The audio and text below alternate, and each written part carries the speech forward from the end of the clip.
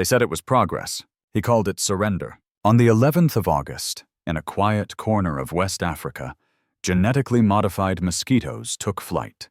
Engineered by foreign hands, funded by billionaires and backed by powerful institutions.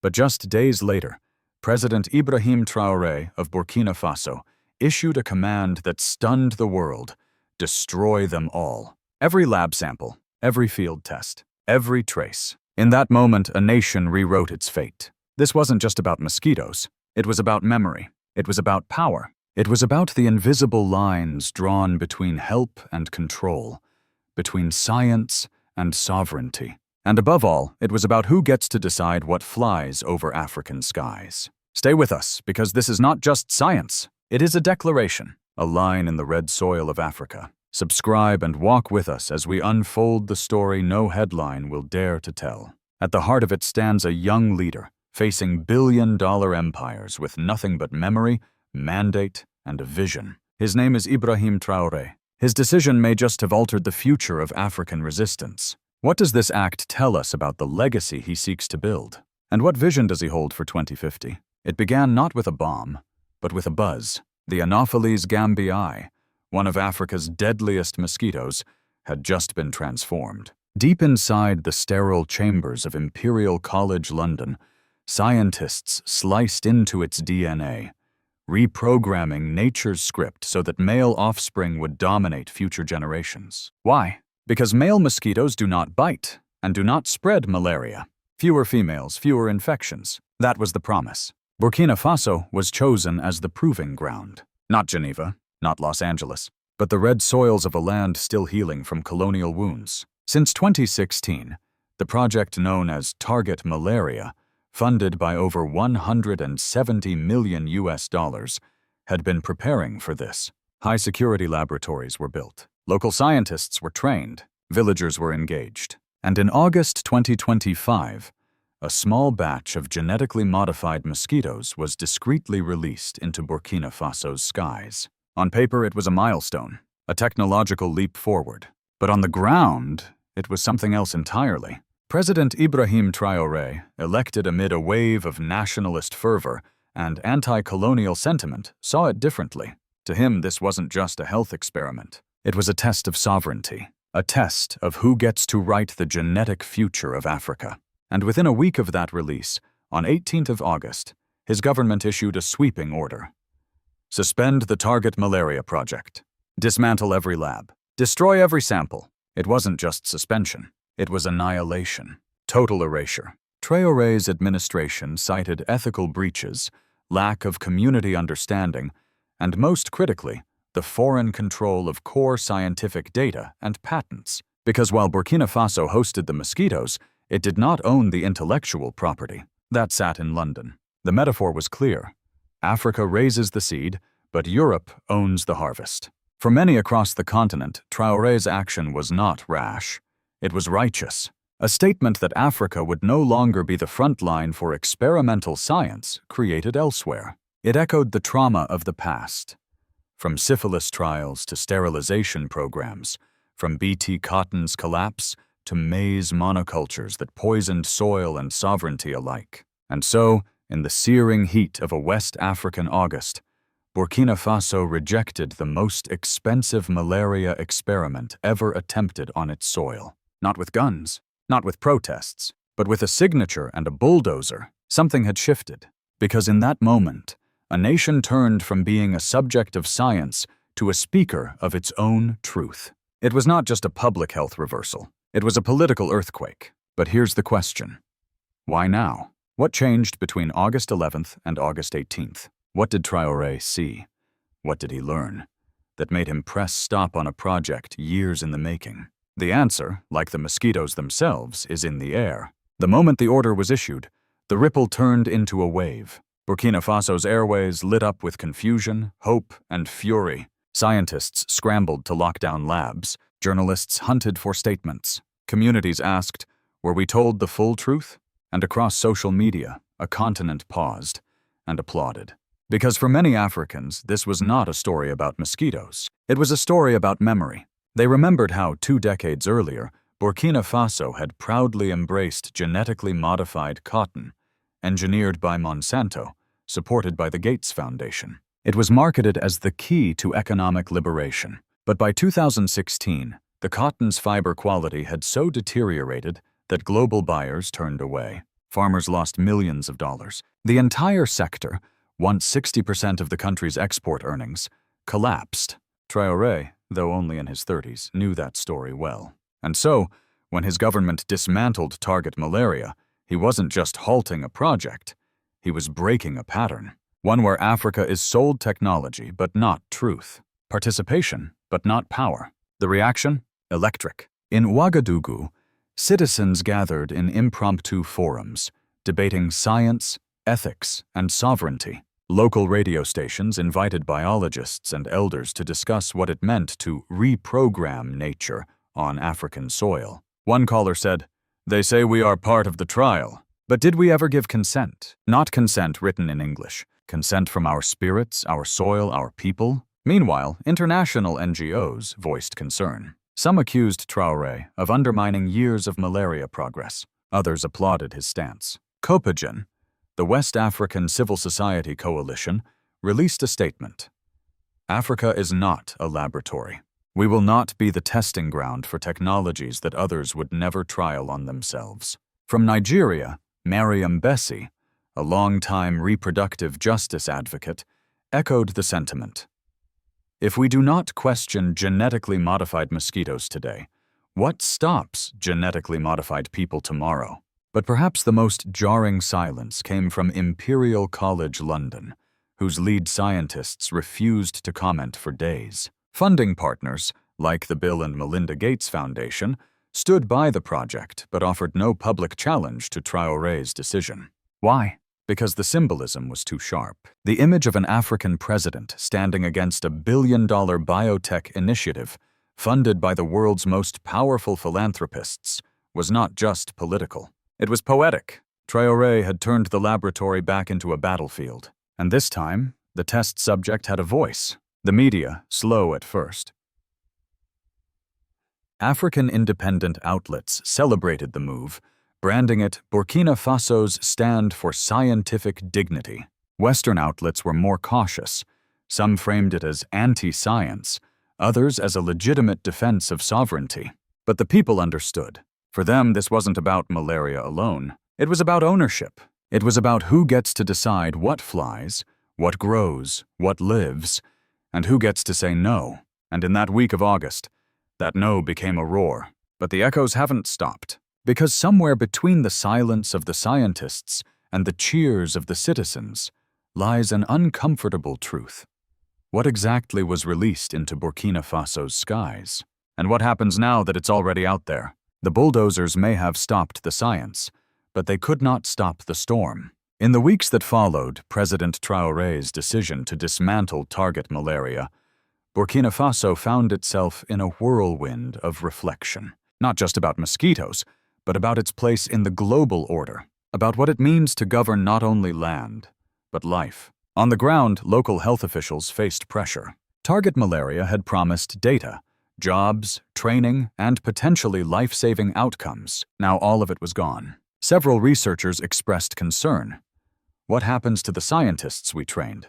What happens to the infrastructure we built? But others, particularly from rural communities, saw it differently. A farmer near Bobo Dioulasso said, "They came with lab coats and PowerPoint slides, but they never spoke our language. Not really. They promised us safety, but we remember the cotton." And how could they forget? That same cotton, once hailed as Burkina Faso's white gold, became a cautionary tale. After embracing genetically modified varieties in the early 2000s, farmers saw quality drop, debts rise, and global confidence evaporate. The cotton industry, a backbone of the national economy, was crippled. By 2016, the government pulled the plug, but the damage was done. Trust, especially in modernization, was fragile, cracked like sun-baked clay. This is the soil in which Traoré sowed his decision, and it struck deep roots. In Parliament, the debate turned fiery. Opposition voices questioned the move. Was it based on science or sentiment? But Traoré's supporters framed it as a line in the sand, a moment of reclamation. Meanwhile, In cafes and market stalls, a new phrase began circulating. This is how Ibrahim Traoré's legacy begins, not with war, but with protection. That phrase, Ibrahim Traoré legacy, carried weight because it hinted at a leader who didn't just fight invaders or corruption, but fought for control over the future, over seeds, over science, over self-determination. Economically, the short-term effects remain uncertain. Some feared donor withdrawal, especially from international health agencies. Others argued the opposite, that Burkina Faso might finally reclaim its agricultural sovereignty, free from dependency on foreign technologies. But here's where it gets more complex. Because the true impact wasn't in GDP reports or malaria stats. It was in language, in how people began speaking differently. Parents asked what was in the seeds they bought. Young activists demanded local control of bioresearch. University students launched forums on genetic ethics. The conversation had changed. Politically, Traoré's approval surged. Young citizens saw him not just as a soldier or revolutionary, but as a protector. Someone who didn't wait for Western permission to make decisions. Still, the risk remains. Because once a project like Target Malaria is dismantled, it leaves a vacuum. And nature, like geopolitics, abhors a vacuum. So the question becomes, will Burkina Faso now invest in its own scientific future? Or will another outsider knock on the door, with sweeter promises and deeper pockets? And you, watching this from across the world, what do you think? Was this the right move, or a missed opportunity? The silence from global institutions was telling. When Burkina Faso abruptly dismantled Target Malaria, neither the African Union, AU, nor ECOWAS issued formal statements. But beneath that silence were seismic shifts, because Traoré's move had not just challenged a scientific consensus, it had disrupted an international funding ecosystem, one long entangled with philanthropy, diplomacy, and influence. The European Union, a primary supporter of genetic research across Africa, expressed concern through diplomatic channels. Privately, officials worried that Burkina Faso's stance might inspire other nations to scrutinize donor-led science more aggressively. And the United States? The official position was muted, but insiders in Washington quietly acknowledged the dilemma. On one hand, the U.S. has supported anti-malaria efforts for decades, often in collaboration with the Gates Foundation. On the other, President Ibrahim Traoré's defiance aligned with a rising continental mood, one that no longer equated Western aid with automatic approval. This wasn't just about health. It was about narrative control. American media outlets gave limited coverage. A few labeled Traoré's move short-sighted. Others framed it as a populist stand against innovation. But few dared to ask the deeper question. Why had Africa, once again, become the first testing ground? In diplomatic circles, a quiet realignment began. African nations, watching Burkina Faso, started re-evaluating their biosafety frameworks. Ghana, Nigeria, and Kenya launched internal reviews of GMO oversight. Civil society groups across East Africa issued calls for moratoriums on foreign-led gene trials. But what worried the West most was not the scientific fallout. It was the symbolism. Because what Traoré offered was not just a veto, it was a vision, a bold, unapologetic roadmap where Africans control not just their borders or ballots, but their biologies. That idea now carries a name: Ibrahim Traoré Vision 2050. A future where African nations invest in their own biotech labs, where traditional seed banks are revived, where international cooperation is based not on dependency, but dignity, a future where Africa does not ask permission to say no. And so, behind the scenes, new strategies are already being drafted. Diplomats seek ways to repackage old programs with softer language. Philanthropic arms talk of community engagement and local ownership. But the truth remains. A line has been drawn, and others may soon step across it. Because if Burkina Faso can say no to $1 billion project, who's next? The mosquitoes are gone, but the question remains: what now? For Burkina Faso, the path forward is as uncertain as it is historic. By rejecting one of the most advanced biotech projects ever attempted on African soil, The nation has done more than reclaim agency. It has assumed responsibility. This is the cost of sovereignty, standing alone before the storm. There are risks. Malaria still claims lives. International funding may retreat. Scientific partnerships may hesitate. And without a solid domestic alternative, the nation could face isolation in global research circles. But there are also possibilities. Burkina Faso now has the chance to define what ethical science looks like on African terms, to invest in its own universities, empower its own researchers, and forge alliances with nations that respect parity, not paternalism. The world may see a rebel, but at home, many see a gardener, one planting seeds of self-determination where dependency once grew. Already whispers of new initiatives circulate. Proposals for independent research councils, regional bioethics coalitions, traditional seed preservation movements. The vision is not to reject all science, but to reclaim its roots, to ensure that the hands that alter the future belong to the people who will live in it. This is not an easy road, but as history shows, the most enduring revolutions begin not with declarations, but with decisions. And this decision, bold, controversial, defiant, has placed Burkina Faso at a crossroads. Will it build a new scientific paradigm grounded in respect and reciprocity? Or will the pressures of global influence force it to fold? And more importantly, will the rest of Africa follow? This was never just about mosquitoes. It was about the memory of fields poisoned by promises, the silence of laboratories that never spoke our language, the weight of experiments done not with Africa but to Africa. When President Ibrahim Traoré ordered the destruction of genetically modified mosquitoes, it was more than a policy reversal.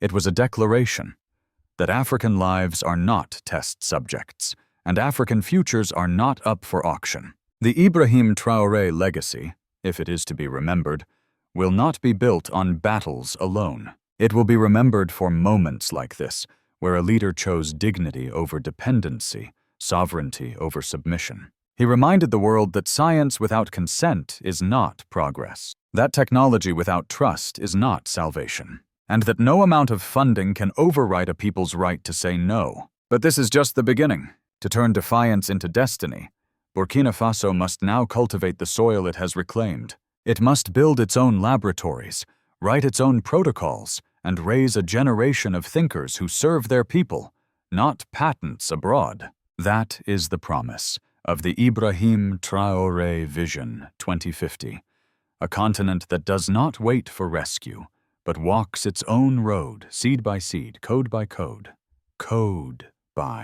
and it is now up to every African voice, every village, every classroom, to carry that vision forward. The Ibrahim Traoré legacy is still being written, but the pen is in Africa's hands. So now we ask you, not as spectators, but as citizens of a shared future, do you believe this stand will spark a wider awakening? Or will it fade beneath the next billion-dollar pitch? Let us know in the comments.